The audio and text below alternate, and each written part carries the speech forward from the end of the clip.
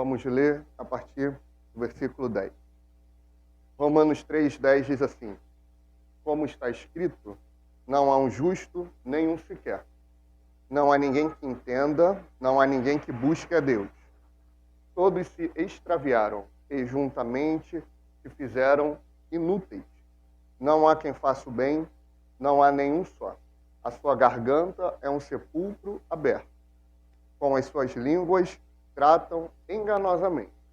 Peçonha de áspide está debaixo dos seus lábios, cuja boca está cheia de maldição e amargura.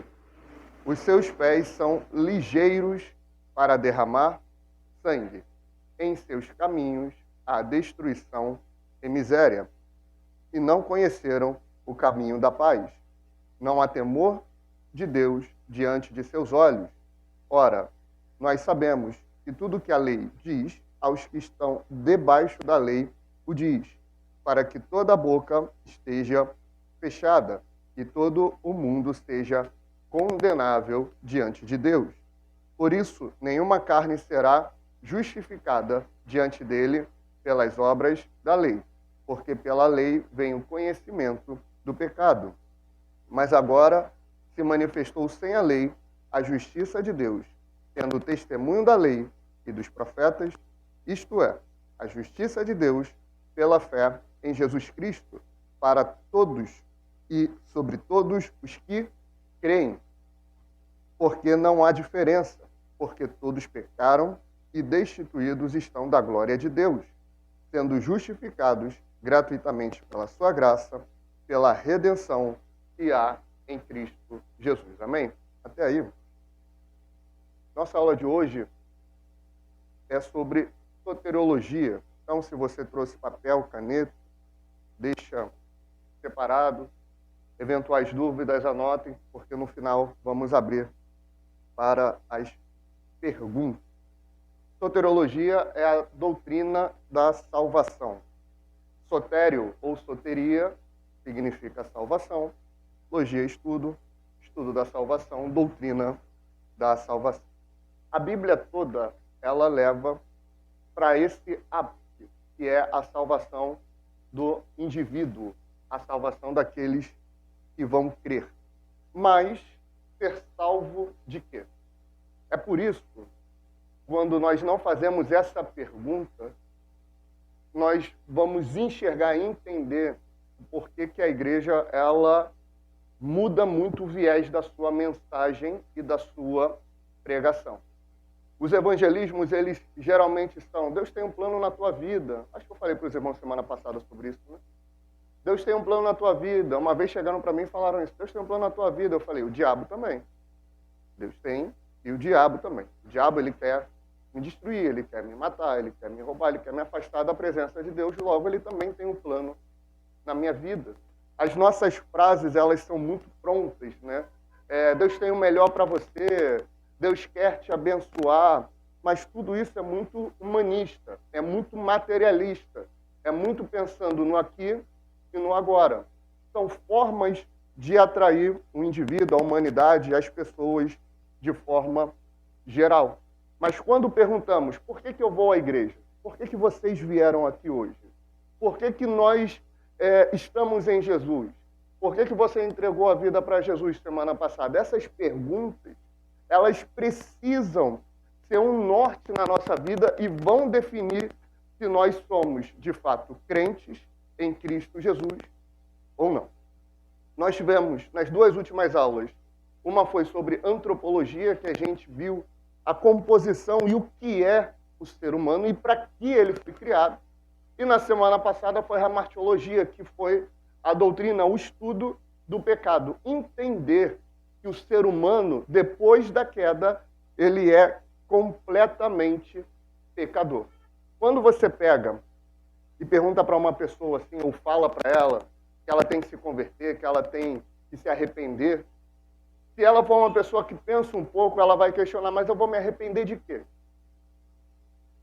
Eu tenho que pedir perdão por quê? Eu não ofendi ninguém, eu não matei ninguém, eu não defraudei ninguém, eu não pequei. O que a gente vai responder a ela? A gente tem que abrir Êxodo 20, por exemplo, e vai ler os 10 mandamentos. Moisés falando em nome do Senhor: não terás outros deuses diante de mim, não fareis para ti imagem de escultura. Aí você vai explicar para ela o que é idolatria. Aí ela, opa, eu já errei nisso daí. Aí você vai falar, olha, não cobiçarás, não matarás. E o não matar não é só chegar, pegar uma arma e atirar em alguém. Jesus explica o coração da lei lá em Mateus 5, 6 e 7. Você pensar mal do teu irmão, você desejar o mal para o teu semelhante. Isso já é descumprir o mandamento. Então você vai destrinchando Mateus 5, 6, 7, Êxodo 20, Deuteronômio 5, os 10 mandamentos. Aí a pessoa vai olhar e vai falar, eu realmente já pequei. Eu realmente errei. E eu erro constantemente. Então eu sou um pecador. Então eu preciso de salvação. Que é o que Paulo vai expor aqui em Romanos 3. Ele vai pegar um texto de Salmo para embasar tudo o que ele está falando. Como está escrito, não tem uma pessoa que seja justa. Não é uma pessoa que seja 100% correta. O nível é o seguinte: se eu tiver um filho, eu pegar ele, colocar ele numa ilha sozinho, isolado, sem contato com mais nenhum ser humano, ele ainda vai pecar. Por quê? O problema não está fora. O problema está dentro. O problema está no interior da pessoa. Está no interior do ser humano. Então, aonde ele estiver, ele vai pecar. Nós não dependemos de fatores externos para pecar. O ser humano não depende de fator externo para pecar. Ele peca porque ele é pecador. E ele vai começar a desenvolver, claro, de forma metafórica, o que é o ser humano, o que é o pecador.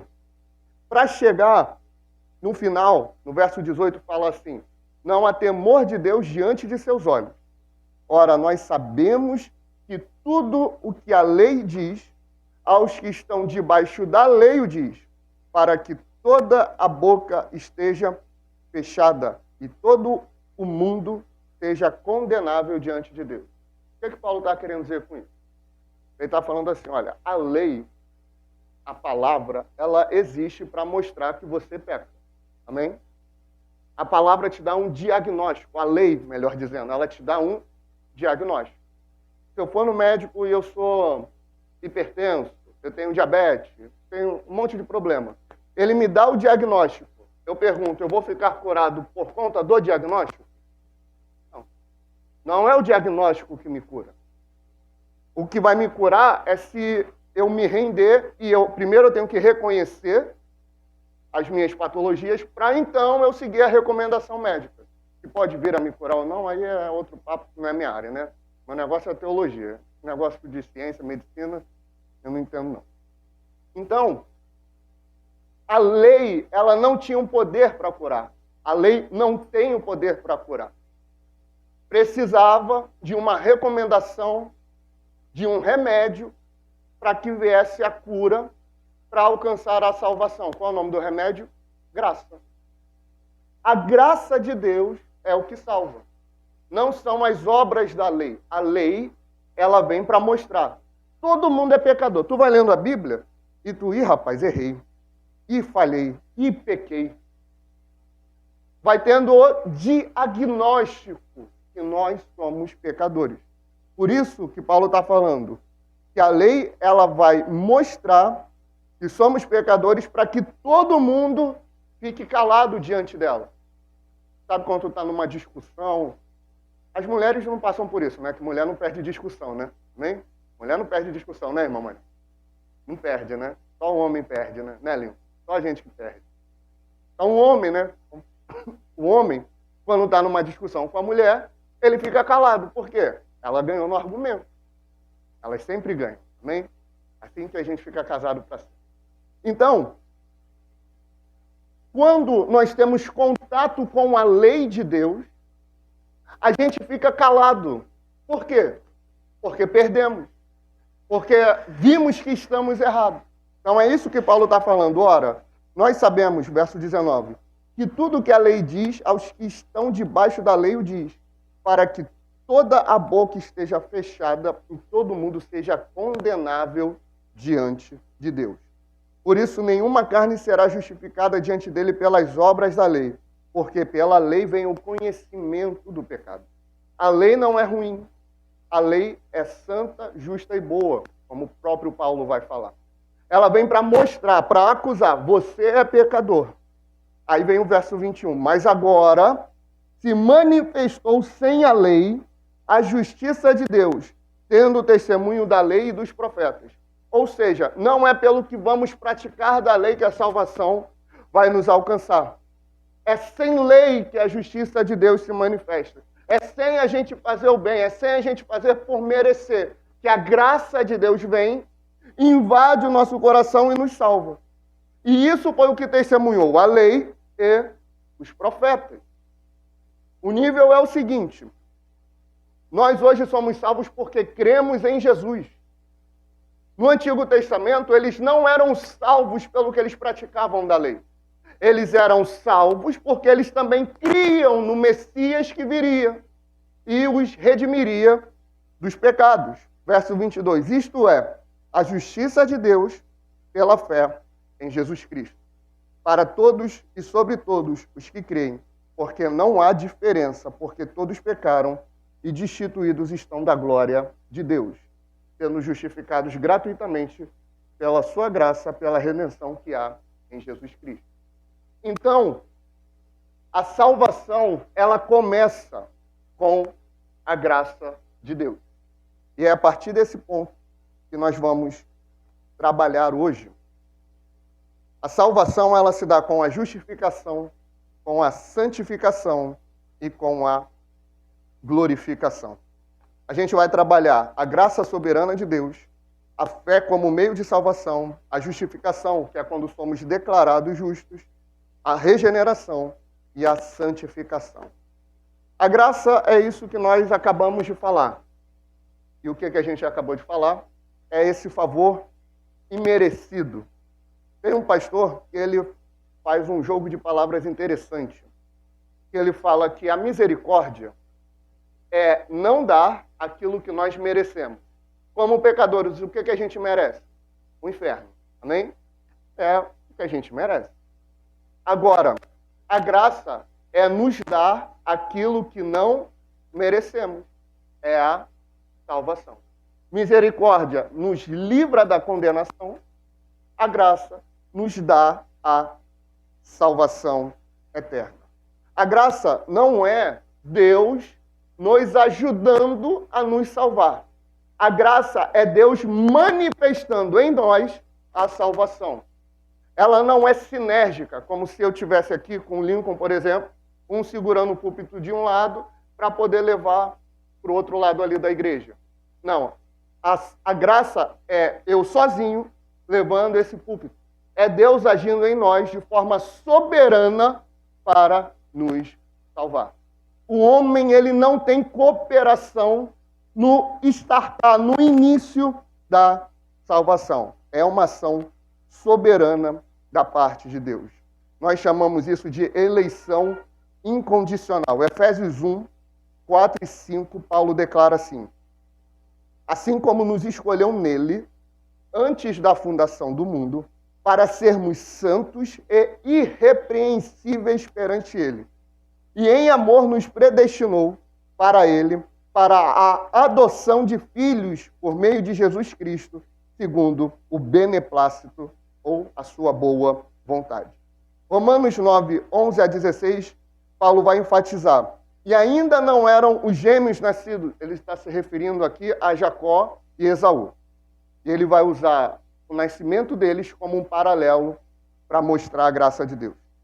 Eles não tinham nem nascido, nem tinham praticado o bem ou o mal, para que o propósito de Deus quanto à eleição prevalecesse, não por obras, mas por aquele que chama. Logo, não depende de quem quer ou de quem corre, mas de Deus usar a sua misericórdia. A graça de Deus, ela se manifesta na humanidade, no indivíduo, independente do bem ou do mal que ele faz. A eleição de Deus, ele nos escolher, independe se nós estamos indo bem ou mal. É diferente, por exemplo, da convocação da seleção brasileira. Ele vai, em tese, né, convoca os melhores jogadores. Aqui não é reunião dos melhores, amém? Aqui é a reunião dos piores, amém? Se nós não tivermos esse entendimento, olharmos e falarmos, eu sou santo, eu não peco, eu não falho, tá bom, é o maior problema da história da igreja. Esse ensinamento é para que a gente entenda a nossa condição para ser salvo, que é de completos pecadores. Então, o que a gente faz não nos dá a salvação. Amém? Quem nos dá a salvação é Jesus. É uma salvação que é definitiva. Ela é segura. João 10, 11 e 15 fala assim: eu sou o bom pastor dá a vida pelas ovelhas. E dou a minha vida pelas ovelhas. Ele vai repetir depois. João 10, 26 a 29, Jesus também vai falar algo nesse sentido. Então, quando a gente olha para a nossa salvação, se a gente, depois de salvo, se a gente peca, não quer dizer que eu perdi a salvação. Porque você imagina, isso aqui é o livro da vida, amém? Livro da vida. É um exemplo, tá? Embora seja um livro que tenha vida. O livro da vida, segundo Apocalipse, é onde está o nome dos salvos. Tá? Aí, deixa eu pegar a caneta aqui. Aí, Vitor, hoje é dia 31, né? Dia 31 de maio, Vitor pecou. Vitor pecou porque ele torce para o Fluminense e ele se irou de uma forma muito grande, porque é o que o Fluminense faz com seus torcedores, né? Aí ele se irou. Ele perdeu a salvação. Aí faz o quê? Apaga. Agora ele orou. Voltou, é salvo. Não, ele pecou de novo. Apaga. Não, agora ele é salvo, ele está lendo a Bíblia. É assim que funciona? A salvação, ela é definitiva. Porque o sacrifício de Jesus é definitivo. Um salvo em Cristo Jesus, ele permanece firme em Jesus. E ponto. Ele deu a vida dele pelas suas ovelhas. Eu pergunto, a vida dele não é eficaz? O sacrifício dele não é eficaz? É claro que é. Então eu posso virar hoje e falar, eu fui salvo em Cristo Jesus. Porque o sacrifício dele é definitivo. Amém? Como é que esse chamado ele acontece? João 6,37, Jesus fala assim, todo aquele que o Pai me dá, esse virá a mim. E o que vem a mim, de modo nenhum o lançarei fora. Verso 44. Ninguém pode vir a mim se o Pai que me enviou não o trouxer, e eu o ressuscitarei no último dia. A salvação, a graça que se manifesta para a salvação, ela é irresistível. A graça que se manifesta, que nos atrai, que nos chama, é algo que não dá para negar. É algo que não dá para resistir. Segundo Paulo em Efésios 2, antes de conhecer Jesus, nós estávamos mortos. Aí eu pergunto, o morto, ele consegue decidir alguma coisa? Vou lá no cemitério de Irajá hoje. Meu pai, ele faleceu, né? Se eu chegar, o Mário é meu pai de consideração, meu segundo pai. Amém? Os irmãos sabiam disso ou não? Sabiam? Se não sabiam, estão sabendo agora. O meu pai de sangue faleceu. Se eu chegar lá e falar, pai, eu preciso do PlayStation que o senhor me prometeu e até hoje o senhor não me deu. Ele vai fazer alguma coisa? Mas se por algum poder sobrenatural ele ressuscitar, aí ele pode fazer isso. Porque foi dada a ele vida. Morto não decide nada. Morto não escolhe A, B ou C. Não tem poder de decisão, está condenado, acabou. O fim da vida dele foi. Por isso que a esperança está em Cristo. E por isso que a graça ela é irresistível. Amém? A graça é irresistível. Todo aquele que o Pai me dá, a gente lê alguns versículos e passa batido, né? A gente pega João 6, são quase 70 versículos, aí a gente, para bater a cota, né? A cota de leitura bíblica, a gente lê rápido. Olha a glória que é esse versículo. Todo aquele que o Pai me dá, esse virá a mim. E o que vem a mim, de maneira alguma eu lançarei fora. Olha que glória que é isso. Se foi até Ele, e como é que a gente vai até Ele? A gente vai sozinho? Não. Ninguém pode vir a mim se o Pai que me enviou não o trouxer. Meu Deus. É graça ou não é graça? É irresistível ou não é? Não dá. Graça irresistível. Amém? E, ainda na graça, o Senhor nos preserva até o final. A preservação de Deus, a gente vai ver em João 10, 27 a 29. As minhas ovelhas ouvem a minha voz, eu as conheço e elas me seguem. Eu lhes dou a vida eterna, jamais perecerão e ninguém as arrebatará da minha mão. Aquilo que meu Pai me deu é maior do que tudo, e da mão do Pai ninguém pode arrebatar. Ora, a graça é irresistível. A salvação, ela é definitiva, a expiação é definitiva. Se a gente não perde a salvação, então quer dizer o quê? Quer dizer que eu posso agora viver a minha vida da maneira que eu quiser? É isso? Não é isso. Lá em Romanos 5, Paulo vai falar assim, lá no final, verso 20, se eu não estiver enganado. Aonde abundou o pecado, superabundou a graça. Olha só. Glória a Deus. Aí, Paulo, sabendo que até os engraçadinhos que iam ler isso, ele mesmo fala, é a versão Vitor e atualizada, tá? Aí os engraçadinhos vão dizer, então eu vou pecar, porque quanto mais eu pecar, mais graça eu vou ter. Paulo fala, de maneira nenhuma. Porque se estamos já mortos para o pecado, por que vamos continuar na vida de pecado? Isso é a preservação da graça de Deus em nós. As minhas ovelhas ouvem a minha voz, eu as conheço e elas me seguem. Eu lhes dou a vida eterna, jamais perecerão, e ninguém as arrebatará da minha mão. Aquilo que meu Pai me deu é maior que tudo, e da mão do Pai ninguém pode arrebatar, e glória a Deus por isso.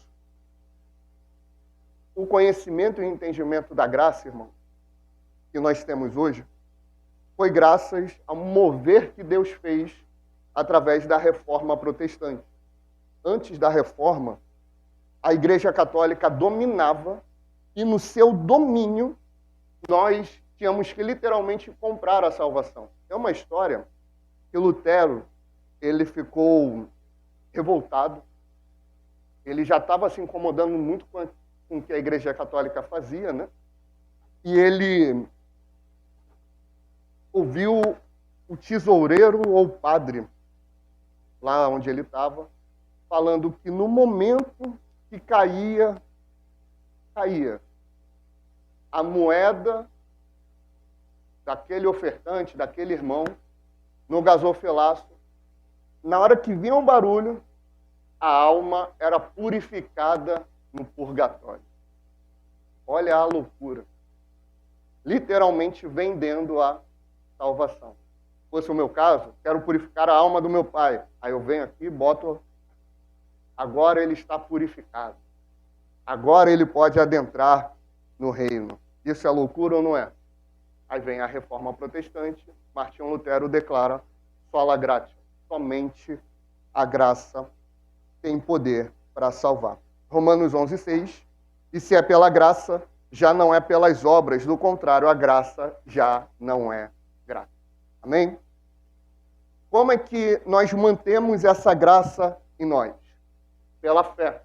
A fé é um meio da salvação que Deus nos concede. Marcos 1,15, Jesus ele começa pregando: arrependei-vos e crede no Evangelho. Efésios 2, 8 e 9, pela graça sois salvos por meio da fé. Isso não vem de vós, é dom de Deus. O conhecimento e a confiança é o que vai nortear essa fé. Isso é fundamental, irmão. Quando a gente fala de fé no Novo Testamento, a gente não está falando só de acreditar.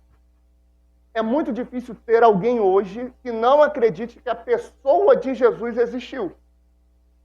A gente está em 2026, depois de Cristo. Então, historicamente, fica muito difícil não acreditar que a figura Jesus, um homem judeu, lá de Nazaré, que nasceu em Belém, é difícil negar a existência dele. Se for dessa forma, então todos foram salvos. Mas não é dessa forma que a gente vê a Bíblia narrando. Fé no Novo Testamento, ela vai estar atrelada a conhecimento e confiança. Não só na existência daquela pessoa, mas no discurso daquela pessoa e no que ela fez e no que ela faz. A gente vai ver isso em todo o texto bíblico. A fé, ela vem justamente para trazer essa confiança única. Filipenses 1,29 diz assim: porque vos foi concedida a graça de padecerdes por Cristo e não somente de crerdes nele. Paulo está falando isso preso. Basicamente o que ele está falando é: eu estou preso porque eu saí simplesmente desse nível de acreditar no personagem Jesus. Eu, de fato, confio e conheço ele. E não posso negar a obra e a sua ideologia. É por isso que a igreja ela é perseguida. Você lê Atos dos Apóstolos, você fala assim: ou esses caras tinham muita fé, ou eles são loucos. Eles foram presos. Isso está em Atos. Eles foram presos porque estavam pregando em nome de Jesus. Certo? Depois, eles são libertos. Eles recebem um aviso: não prega. Eles saem de lá. O que é que eles fazem? Prega. É loucura. Ou é muita fé. Eles acreditavam de fato naquilo que eles estavam testemunhando. Aí vem a reforma e fala que a salvação é somente pela fé. Amém? Justificação pela fé. O que é ser justificado? É ser declarado justo em Jesus. A gente lê o verso 24 de Romanos 3, que fala: sendo justificados gratuitamente por sua graça, mediante a redenção que há em Cristo Jesus. Romanos 5:1 vai afirmar: justificados, pois, mediante a fé, temos paz com Deus por meio de nosso Senhor Jesus Cristo. O que é essa paz que Paulo está falando em Romanos 5? É uma paz de espírito? É uma paz interior? Não. Lá em Oséias, o profeta, ele vai falar que Deus tem uma contenda, tem uma briga com os habitantes da terra. Porque só prevalece o perjurar, o matar, o roubar. E ele vai listar um monte de pecados. Resumindo, Oséias está falando: Deus tem uma briga, tem uma contenda, Deus está em guerra com quem peca. A humanidade toda é pecadora, então Deus tem uma guerra contra a humanidade. Amém? Paulo fala: nós fomos justificados. Sendo justificados pela fé, nós temos paz. A paz aqui não é paz interior, não é paz da alma. É a paz no sentido de não estamos mais em guerra. Bandeira branca. Trégua, acabou. Jesus pagou o que eu deveria pagar. Então eu não sou mais inimigo de Deus. Agora eu sou amigo de Deus. Não tem a música, né, das crianças? Eu sou amigo de Deus. Né? Como é que é? Não sou inimigo de Deus. Eu sou amigo de Deus e inimigo do mal. É isso aí. Foi Miriam que escreveu, né? Então, irmãos, A justificação, ela traz a certeza que hoje nós estamos em paz. Em paz não no sentido interior, embora Jesus traga uma paz interior, uma calma no nosso espírito. Mas é uma paz no sentido da guerra, a briga acabou. Nós temos paz para com Deus. A justificação é essa manifestação da justiça de Cristo. Isso traz a imputação. O que é a imputação? Os nossos pecados, de todos os salvos, de toda a igreja de Jesus, de todas as pessoas que se converteram, eles estão lá na cruz. Jesus morreu por causa do pecado de todos nós, de todos os que creem. Quem creu, o pecado foi pago, a condenação do pecado, o preço do pecado foi pago lá. Por isso que Paulo fala que o salário do pecado é a morte. Era necessário que alguém entregasse a vida, alguém santo entregasse a vida.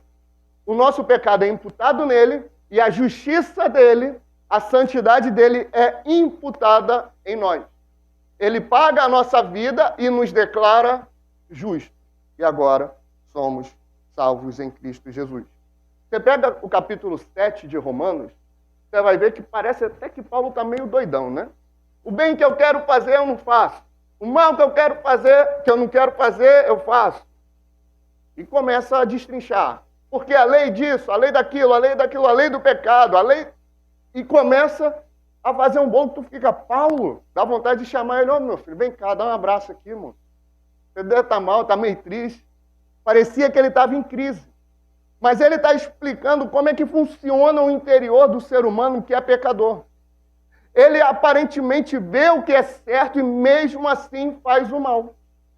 E ele destrincha isso em Romanos 7, para chegar no capítulo 8, verso 1, o que é que ele fala? Portanto, agora, nenhuma condenação há. Para quem? Para os que estão em Cristo Jesus. O pecado traz condenação, mas para quem está em Cristo, não é mais condenado. A partir de então temos acesso a Deus. Aí volta para Romanos 5:2. Por intermédio de quem obtivemos igualmente pela fé a essa graça na qual estamos firmes. Efésios 2:18. Porque por ele ambos temos acesso ao Pai em um Espírito e temos uma herança eterna. Romanos 8:17. Ora, se somos filhos, somos também herdeiros, herdeiros de Deus e co-herdeiros em Cristo Jesus. Tito 3:7, a fim de que, justificados por graça, nos tornemos seus herdeiros, segundo a esperança da vida eterna. Isso nos leva à regeneração, que é o novo nascimento. A regeneração é um ato soberano de Deus para nos fazer nascer de novo. A gente trabalhou essa questão um pouco mais detalhada na semana passada, então não vamos nos aprofundar hoje. Mas a regeneração é o ato de nascer de novo. Aí entra a pergunta que fizemos. Eu escolhi nascer? Eu virei e falei, puder me escolher aí, estamos aí que eu quero viver experiência incrível que é existir. Eu não escolhi. Então, nascer de novo é um ato soberano de Deus na nossa vida. Ele nos regenera. Ele nos salva. Ele nos faz passar por esse mover, que é um mover glorioso. João 3,3, em verdade te digo, que se não nascer de novo, se alguém não nascer de novo, não pode ver o reino. Versos 5 e 6, quem não nascer da água e do Espírito, não pode entrar no reino de Deus. É nascido da carne, é carne. Quem é nascido do Espírito, é Espírito. Quem precisa nascer de novo?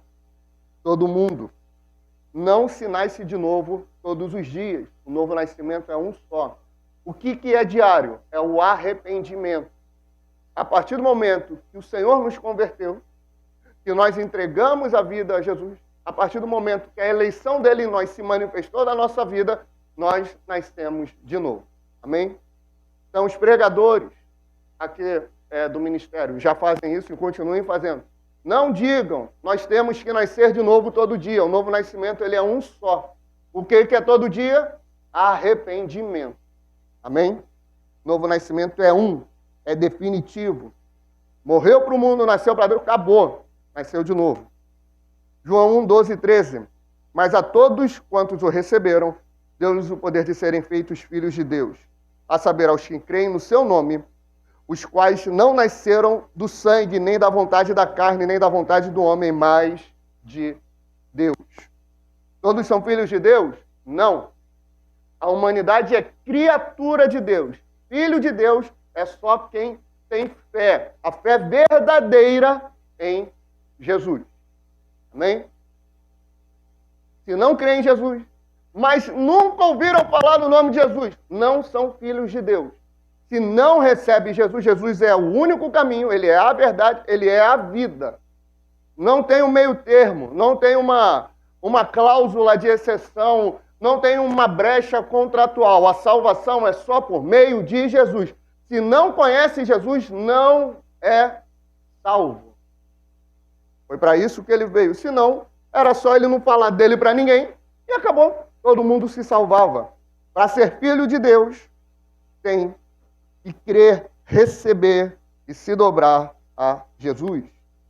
Como é que funciona o novo nascimento? Eu podia tentar dar um monte de explicação, mas fica com o que Jesus falou, João 3,8.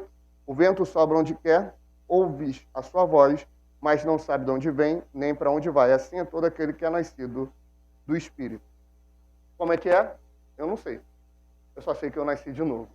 Amém? É um pastor que fala assim, eu sou salvo. Aí alguém questionou ele, falou, como é que você sabe que eu sou salvo? O Espírito testifica, o meu Espírito, que eu sou filho de Deus. Mas como é que testifica? Eu não sei. Eu só sei que eu sei, mas eu não sei como é que eu sei, mas eu sei. E é dessa forma que eu sei. Amém?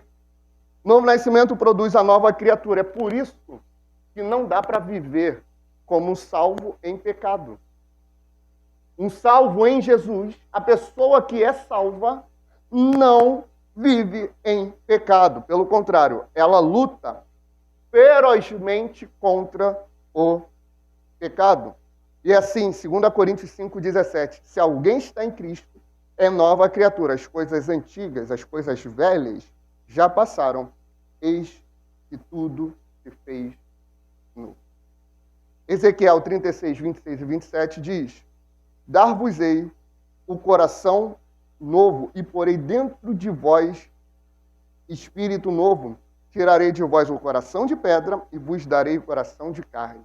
Porei dentro de vós o meu espírito e farei que andeis nos meus estatutos, guardeis os meus juízos e os observeis. Olha só como é maravilhoso. Ele está falando, eu vou tirar o espírito velho e vou dar um novo. Eu vou tirar o coração de pedra e vou dar o coração de carne. E colocando o meu espírito dentro de você, eu vou fazer com que vocês andem nos meus estatutos. Eu vou fazer com que vocês andem em santidade.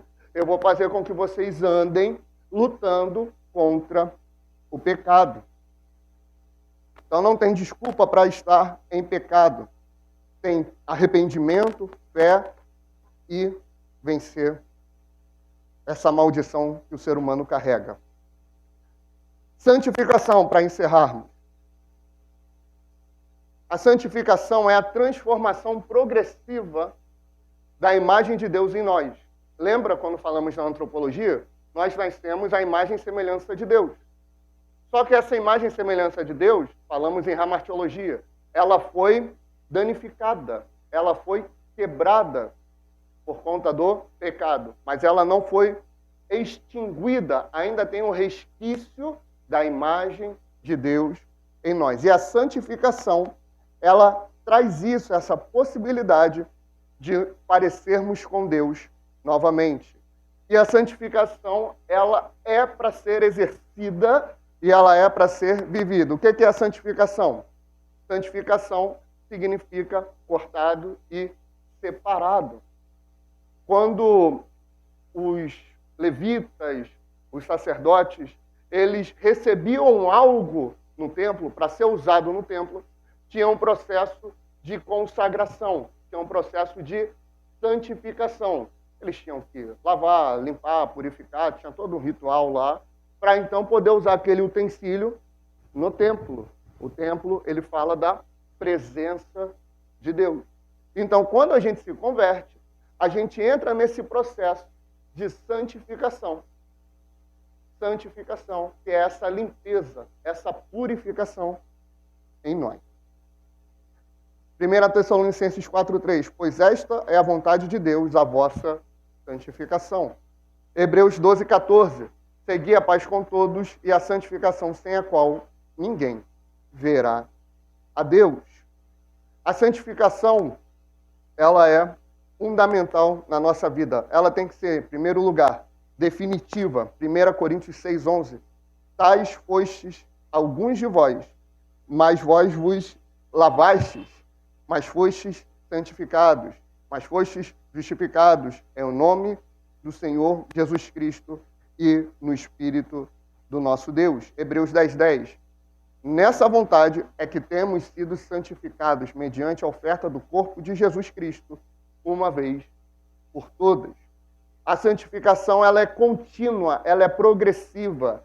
Hoje, eu tenho que, em tese, ser melhor do que ontem, e amanhã eu tenho que ser melhor do que hoje. A gente nem sempre consegue, mas sempre temos que estar em progressão, nunca em regressão. Às vezes a gente pode dar uns moles que a gente já deu, cair no que a gente já caiu, só que o pecado, ele não pode encontrar em nós morada. Se ele encontra em nós morada, o que quer dizer? Não nascemos de novo ainda. Amém? 2 Coríntios 3,18, para embasar o que estou dizendo. E todos nós, com o rosto desvendado, contemplando como por espelho a glória do Senhor, somos transformados de glória em glória, na sua própria imagem, como pelo Senhor o Espírito. Filipenses 2:12 e 13 vai exortar: desenvolvei a vossa salvação com temor e tremor, porque Deus é quem efetua em vós tanto querer como realizar segundo a sua boa vontade. Então, andar em santidade é um desejo que Deus planta em nós. Antes de nascermos de novo, estávamos sujeitos à queda, à natureza humana, certo? Ok. Ali nós não tínhamos força para andar em santidade. Por quê? Porque o pecado é que dominava o nosso coração. Quando a gente nasce de novo, Deus opera em nós o querer e o efetuar, que é andar em santidade. Sai a semente do pecado e entra a semente do Espírito. Por isso que nós temos que dar fruto. Gálatas 5,16. Digo, porém, andai no Espírito e jamais satisfareis a concupiscência da carne. Quais são os meios de santificação? Primeiro, a palavra de Deus. João 17:17, Jesus ora: santifica-os na verdade, a tua palavra é a verdade. Quando estamos lendo a Bíblia, ouvindo uma pregação no YouTube, quando estamos ouvindo uma mensagem aqui na igreja, quando a palavra de Deus está permeando a nossa vida, eu estou andando em santidade, porque eu estou alimentando o meu espírito.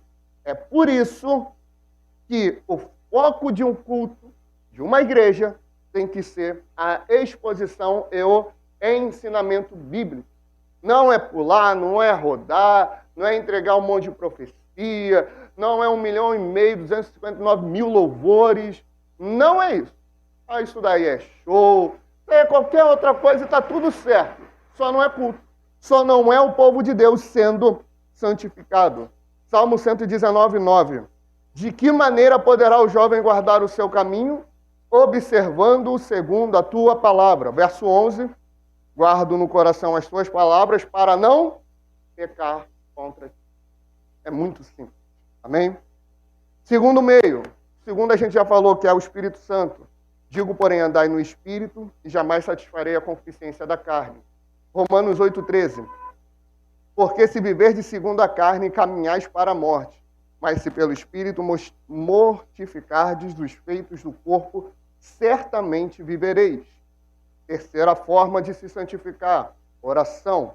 Filipenses 4, 6 e 7. Não andeis ansiosos de coisa alguma, em tudo, porém, sejam conhecidas diante de Deus as vossas petições, pela oração e pela súplica, com ações de graças. E a paz de Deus, que excede todo o entendimento, guardará o vosso coração e a vossa mente em Cristo Jesus. Orar é fundamental para que um crente se santifique. Não existe, me converti, eu sou filho de Deus e eu não tenho comunhão com Deus. Isso não faz o menor sentido. Eu não estou falando daquelas orações de meia boca, não, irmão. A gente vai falar sobre oração na mensagem de hoje. Mas aquela oração, orei. Orei ontem, orei. Orei quando fui dormir. Senhor, abençoa Jesus, dá a Ele graça. Salva Ele. Mistura as palavras todas. Falta falar em línguas de tanto sono que está. É vergonhoso a gente ter sido salvo, ou melhor, a gente dizer que foi salvo e não orar. A oração é um privilégio. É um recurso único. Único. Tem gente que bate médico, vai para outro país, querendo uma solução médica, aquela coisa toda, não consegue. Vai bater aonde? Na igreja. Aí recebe uma oração. Aí o que Deus opera na vida dela? Uma cura. Irmão, você tem noção o que a gente tem nas nossas mãos e a gente não usa? A oração só faz bem para a gente. A gente já tem que orar porque Jesus manda orar. Ponto. Só que ela faz um bem maravilhoso para a gente. E a gente despreza isso. Quando eu falo a gente, eu digo a igreja moderna de hoje. A comunhão dos santos, Hebreus 10, 24 e 25. Consideremos-nos também uns aos outros para nos estimularmos ao amor e às boas obras. Não deixemos de congregar-nos, como é costume de alguns. Antes façamos admoestações, e tanto mais quanto vedes que o dia se aproxima. Quando está falando o dia se aproxima, está falando da volta de Jesus. O que Hebreus 10, 24 e 25 está dizendo? Vocês têm que congregar, vocês têm que fazer parte de um povo, de uma comunidade, de uma igreja. Não existe cristão isolado. Cristão que está isolado, que não congrega, vai esfriar. Aí eu gosto da analogia do corpo. Eu consigo viver sem um dedo. Tem um que vive, né? E governa a nação meio esquisito, né? Mas está vivendo lá. Ele vive sem um dedo. Eu vivo sem um dedo. Agora, pega o dedo, bota lá. Ele vai morrer. Não vai morrer? Não tem vida. É um membro amputado fora do corpo. Agora, o corpo está aqui. Pode não estar muito bem, né? Mas está aqui. Pode não estar com muita saúde, mas está aqui. A igreja tem problema, muito. Desde que virei pastor, o cabelo não cresce mais. É problema em cima de problema, é desafio em cima de desafio, é responsabilidade em cima de responsabilidade, não só comigo, com os irmãos também. É um desafio viver em comunhão, em comunidade. Temos nossas diferenças, temos nossas opiniões, mas aí por conta disso, então tu não vai mais trabalhar, tu vai largar teu marido, tu vai largar teus filhos, tu vai largar tua mãe, tu vai largar todo mundo. Porque em todo lugar que tem ser humano tem problema. Todo lugar que tem gente tem problema. Acabou. Aí não vou para a igreja. É um favor que me faz também. Não vem também. Estou brincando. Ah, não quero ir. Amém. Eu não vou te obrigar. A igreja, estar na igreja, servir na igreja, estar em comunhão na igreja é um privilégio. E Deus usa a igreja para andarmos em santidade. Amém? Consideremos-nos também uns aos outros para nos estimularmos ao amor e às boas obras. Não deixemos de congregar-nos, como é costume de alguns, antes façamos admoestações, e tanto mais quanto vedes que o dia se aproxima. Provações, aqui é legal. As provações, elas nos santificam. Tiago 1, 2, 3 e 4 diz: meus irmãos, tende por motivo de toda alegria, olha a loucura, o passardes por várias provações, sabendo que a provação da vossa fé, uma vez confirmada, produz a perseverança. Ora, a perseverança deve ter ação completa, para que sejais perfeitos e íntegros, em nada deficientes. Quando nós somos provados, quando a nossa fé é posta à prova, quando a gente passa por desafios, para não murmurar e sempre glorificar a Deus ali, é um processo que Deus usa para andarmos em santidade. É literalmente para botar à prova, é para saber se você crê ou não crê. Porque crer quando está tudo bem, irmão, é tranquilo. Crer quando não tem problema nenhum, desafio nenhum, dinheiro está na conta, está tudo certo. Você prega a Jesus, ninguém te persegue, ninguém te chama de maluco, ninguém te chama de fanático, ninguém ameaça a tua vida, está tudo certo. Está tudo certo. Agora, quando vem uma prova, quando você perde, eu já perdi oportunidade de trabalho, de negócio, só porque era crente. E não vou para a internet reclamar de cristofobia, né? Tem uma galera que, misericórdia, tudo reclama. É um ônus. E está tudo certo. E está tudo certo. Isso só provou que estou em Cristo. Eu não estou servindo a Deus pelo que eu posso ganhar ou receber. Ah, vou ser curado.